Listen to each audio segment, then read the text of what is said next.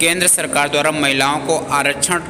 लागू करने के उपलक्ष्य में देश भर में महिलाएं सरकार की इस कार्यक्रम की इस योजना की काफ़ी सराहना कर रही हैं और सरकार के इस कार्यों के लिए धन्यवाद दे रही हैं। इसी क्रम में भाजपा संगठन भी तमाम जगहों पर नारी शक्ति बंधन सम्मेलन का आयोजन कर रही है, जहां पर सरकार के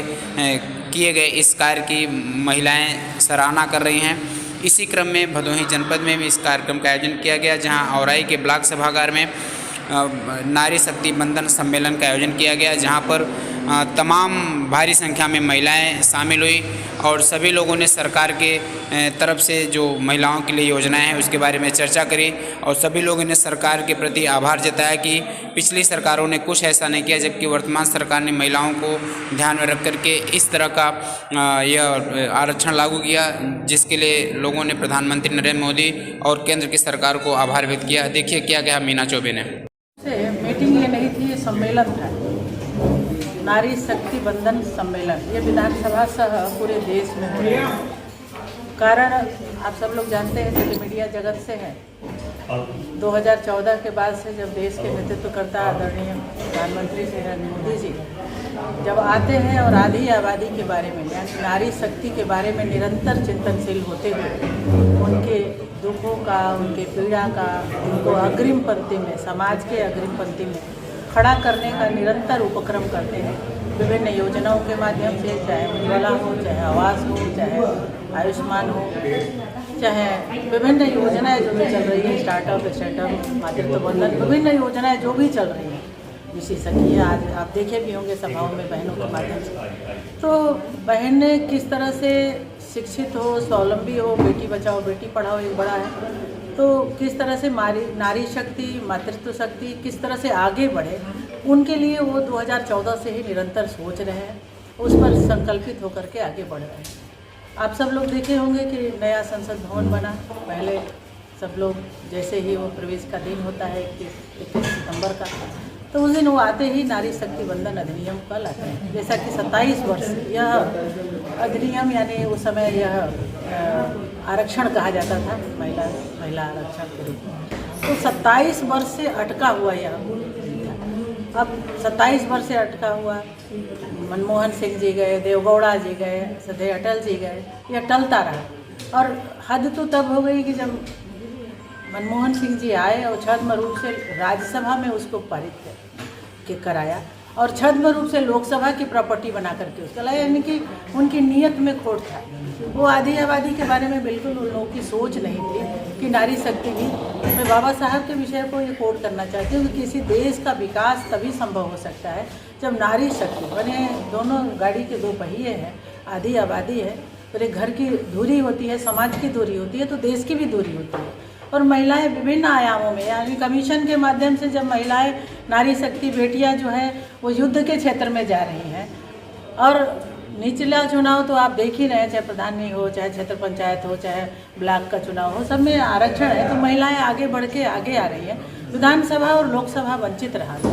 आज के समय में 81 बहनें हैं लोकसभा में और आने वाले समय में 181 हो जाएंगे। तो निश्चित रूप से जो बहनों के आने से, नारी शक्ति बंधन अधिनियम के आने से, प्रधानमंत्री जी ने कहा भी था G20 में, ह्यूमन लेड डेवलपमेंट, तो महिलाओं के साथ डेवलपमेंट से सारी महिलाएं एकजुट होकर माननीय मोदी जी का धन्यवाद करने के लिए ये नारी शक्ति अभिनंदन का कार्यक्रम हम लोग करे हैं, जिसमें माननीय मोदी जी ने जो हम लोग महिलाओं के लिए 33% आरक्षण दिए हैं, उसके लिए प्रधानमंत्री श्रद्धेय नरेंद्र मोदी जी ने लोकसभा और राज्यसभा के अंदर नारी शक्ति बंधन अधिनियम पास करवाया, जिसके माध्यम से देश की लोकसभा में और प्रदेश की विधानसभाओं में 33% महिला बहनों को आरक्षण सुनिश्चित किया गया। और जब भी 2027 से पहले जो भी चुनाव होंगे उसमें महिला आरक्षण बिल लागू होगा और उसके माध्यम से बहनों को एक बड़ी शक्ति मिलेगी, ताकत मिलेगी और उसके माध्यम से हमारी बहनें जो प्रतिनिधित्व करेंगी वो अपने समाज के, अपने वर्ग की आवाज़ को सरकार के सामने उठा सकते हैं। तो आज यह जो कार्यक्रम हुआ है तो विधानसभावार महिला आरक्षण पर यह कार्यक्रम आयोजित किया गया। तो पहले भदोही का हुआ था, आज औराई का हुआ है और 31 तारीख को ज्ञान। देखिए, जो भी हम लोगों के सामने समस्याएं आती हैं, अभी जैसे पीछे बहनें हैं हमारी खड़ी हैं, उन्होंने कहा है कि हमारा काम है, हमने कहा 2 मिनट दीजिए, हम बैठ करके सुन लेते हैं। समाज बड़ा है, देश बड़ा है और एक समस्याओं का हम निदान करते हैं, दूसरी समस्याएं ऑटोमेटिक पैदा होती रहती हैं, लेकिन उससे हमारी सरकार कभी पीछे नहीं हटती है और उसका हम डट करके मुकाबला करते हैं और उसका निराकरण को करने का भरपूर प्रयास करते हैं। यह मेरी जिम्मेवारी है, सरकार हमारी है, महिलाओं की सुरक्षा देना या विकास कार्य। देखिए, हम लोग तो जो है जैसे हम पिछले बार लोकसभा को यहाँ से जिताए थे, उसी प्रकार से पुनः जो भी कैंडिडेट आएगा उसको भारतीय जनता पार्टी का कैंडिडेट होगा, उसको हम संसद का विशेष सत्र बुलाकर देश के प्रधानमंत्री आदरणीय नरेंद्र मोदी जी ने महिला नारी शक्ति अधिनियम पार्लियामेंट में पेश किया और उसको पास कराया और उसके तहत 33% आरक्षण। इसी क्रम में महिलाओं द्वारा मोदी जी को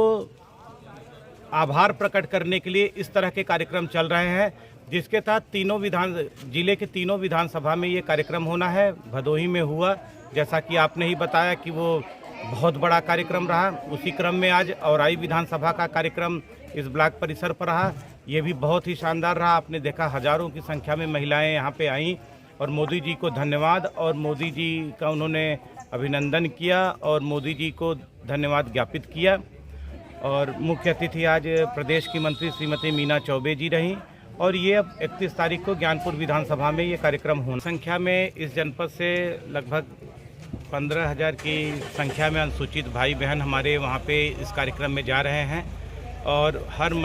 पूरे भारतीय जनता पार्टी के सभी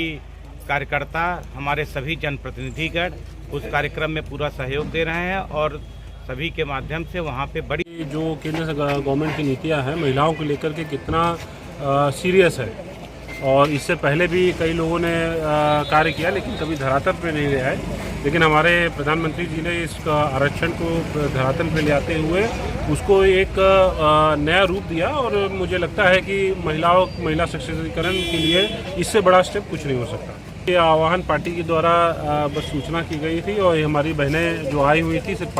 पार्टी और केंद्र को नेतृत्व के देखते हुए आ रही थी, क्योंकि हम लोग का एक ही लक्ष्य है कि 24 में भारतीय जनता पार्टी को जो